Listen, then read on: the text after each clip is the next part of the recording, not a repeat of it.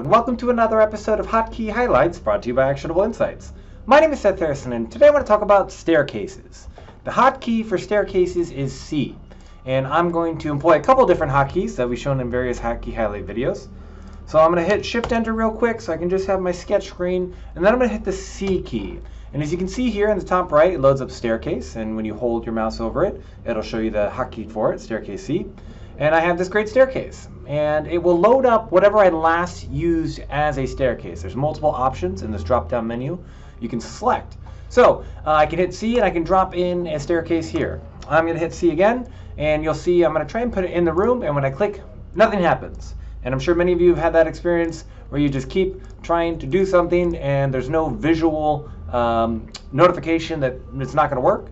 So if you come down here to View and you turn on Display Validation, you can see that it won't work. It'll give me those reds there. So you can drop it outside or you can drop it in. Common question we get is, how do I draw a staircase in a room when the room's already built? So I'm going to come up here to my drop-down menu on Staircase and select Custom.